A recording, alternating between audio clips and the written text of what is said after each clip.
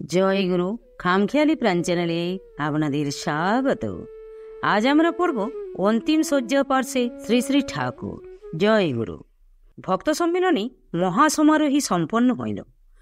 চতুর্থ দিন অর্থাৎ 14ই পৌষ ঠাকুর আহারান্তে বগুড়া শহরের উপরে ভক্তদের প্রার্থনায় তাহাদের বাসায় যাইবেন, তথা হইতে মঠে যাইবেন, আর আশ্রমে ফিরিয়া আসিবেন না। সম্মিলনীর এই কয়দিন ঠাকুর স্বরূপানন্দজিকে দর্শন দিবার এবং তাহার সহিত কথা বলিবার সুযোগ পান নাই। তাই ঠাকুর স্নানান্তে স্বরূপানন্দজির ঘরে তাহার তক্তপোষের পাশে চেয়ারে আসিয়া বসিলেন। ভুবন ব্রহ্মচারী এবং আমি পাশেই দাঁড়াইয়া রহিলাম।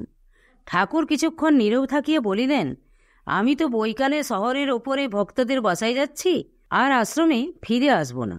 আগামীকাল রাত্রির গাড়িতে মঠে চলে যাব। তোমার সঙ্গে এ কয়দিন কথা বলবার সুযোগ হয়নি। তোমার কিছু বলবার আছে কি? তুমি বাঁচতে চাও? স্বরূপানন্দজি: ঠাকুরের কাজ করতে বাঁচতে ইচ্ছা হয় বটে, কিন্তু আমার শরীর যদি আর কাজের উপযোগী না হয়, তাহলে আমার চলে যাওয়াই ভালো। ঠাকুর: আমি কিছুদিন যাবৎ তোমার সম্বন্ধে খুবই চিন্তা করছি।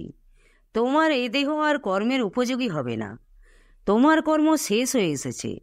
তোমাকে রাখতে হলে নতুন করে কর্মসংযোগ করতে হবে, কিন্তু তাতে তোমার ক্ষতি হতে পারে, কর্ম করতে যেয়ে বন্ধনও হতে পারে। সুতরাং তোমার চলে যাওয়াই আমি শ্রেয় মনে করি। স্বরূপানন্দজি কিছুক্ষণ নীরব থাকিয়ে বলিলেন, ঠাকুর, একটি প্রার্থনা, দেহত্যাগের সময় যেন তোমাকে দেখতে পায় এবং উত্তরায়ণে যেন দেহত্যাগ হয়। ঠাকুর: দেহত্যাগের সময় আমাকে দেখতে পাবে। আমি তোমার মৃত্যুর অবস্থায় জানাতে এসেছি। জীবাত্মা দেহত্যাগ করবার কিছু পূর্বে সুষুম্না নাড়ির মধ্য দিয়ে ব্রহ্মরন্ধ্রের সাথে সূর্যালোকের যে সংযোগ পথ আছে, সেই পথ তখন জীবাত্মা সুস্পষ্টভাবেই দেখতে পায়। তখন জীবাত্মা ও ব্রহ্মরন্ধ্র ভেদ করে সেই সূর্যরশ্মি ধরে দেহ হতে বের হবার জন্য প্রস্তুত হয়। এই পথকে দেবযান বলে। এই পথে বের হতে পারলে ক্রমমুক্তির পথে যাওয়া যায়।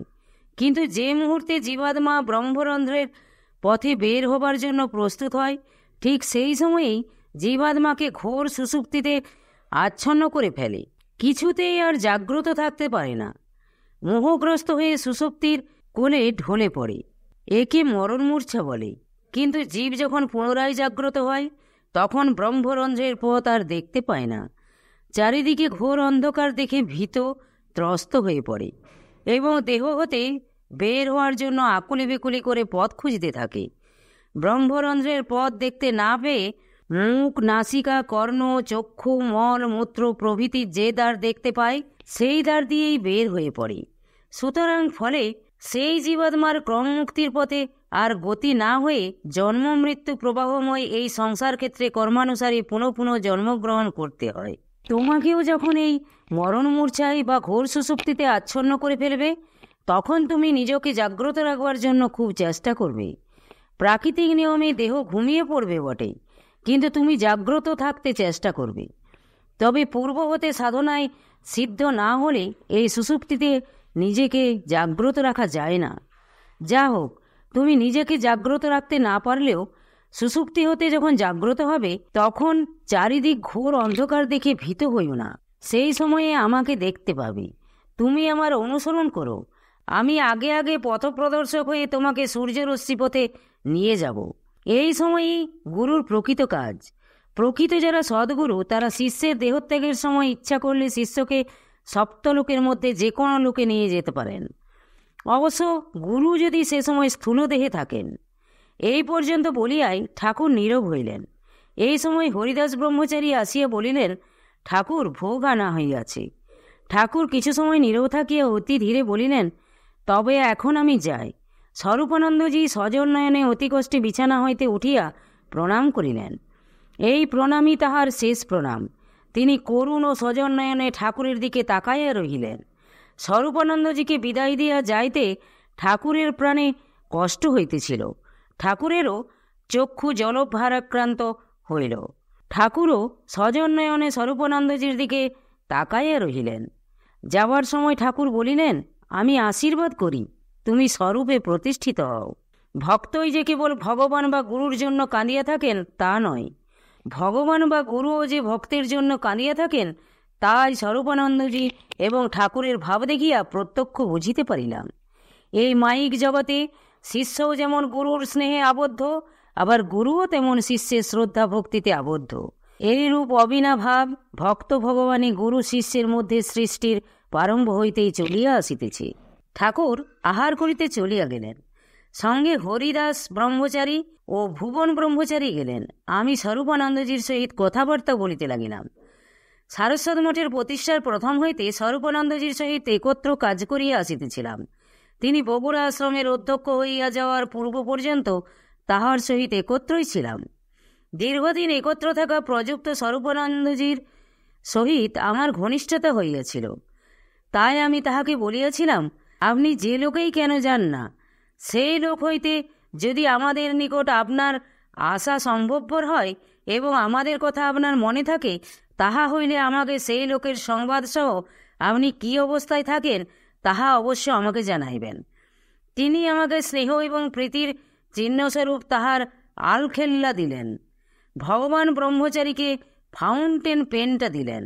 শ্রী শ্রী ঠাকুর বৈকালে শহরের উপরে মালতীনগর সুরেনদাদার বাসায় যাওয়ার সময় আশ্রমের ব্রহ্মচারী সেবকগণকে এবং আশ্রমের তথাকার পৃষ্ঠপোষক গৃহস্থ শিষ্য ভক্তগণকে লক্ষ্য করিয়া বলিলেন, স্বরূপানন্দ যে আমার কত আদরের এবং কত স্নেহের তা হয়তো তোমরা সকলে জানো না। যে পর্যন্ত তার দেহত্যাগ না হয় সে পর্যন্ত তোমরা যত্নের সহিত তার সেবা শুশ্রূষা করবা। তার যাতে কষ্ট না হয় সেদিকে তোমরা সকলে লক্ষ্য রাখবা।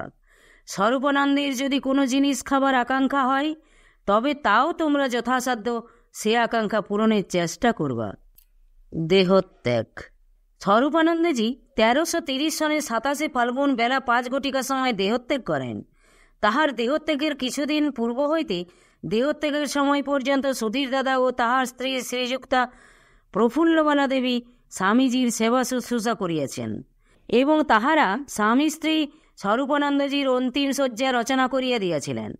তাহারা স্বামী স্ত্রী উভয়ই স্বরূপানন্দজির দেহত্যাগের ঘটনাগুলি বিশেষভাবে জানেন। সুধীর দাদা এই সব ঘটনাগুলি উল্লেখ করিয়া স্বরূপানন্দজি সম্বন্ধে একটি প্রবন্ধ লিখিয়াছেন এবং সেই প্রবন্ধ ভক্ত সম্মেলনীতে পাঠ করিবার জন্য আমার কাছে পাঠাইয়াছিলেন।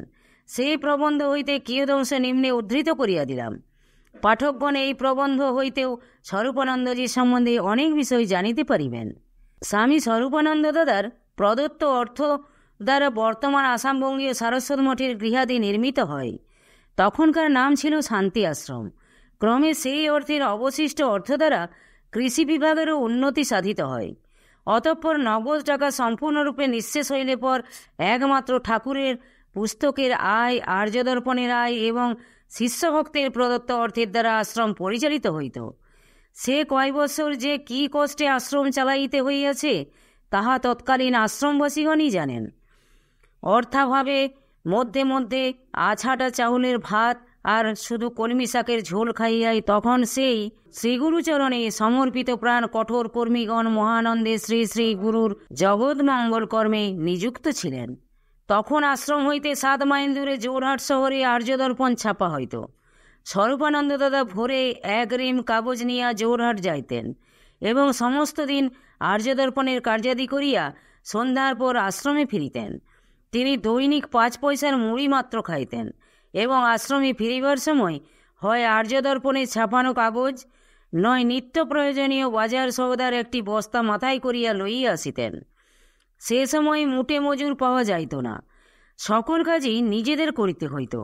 এইরূপে 1321 সনে শ্রী শ্রী ঠাকুরের নিজ হাতে গড়া অকপট ও অক্লান্ত কর্মী চিদানন্দ, স্বরূপানন্দ, যোগানন্দ, সুধানন্দ, প্রেমানন্দ, শারদানন্দকে ঠাকুর নিজ হাতে সন্ন্যাস প্রদান করেন। জয় গুরু, জয় গুরু। আজ এই পর্যন্তই। যদি আপনাদের ভালো লেগে থাকে তাহলে চ্যানেলটিকে সাবস্ক্রাইব করে সাথে থাকবেন। পরবর্তী অংশ অন্য কোনো দিন। জয় গুরু, জয় গুরু।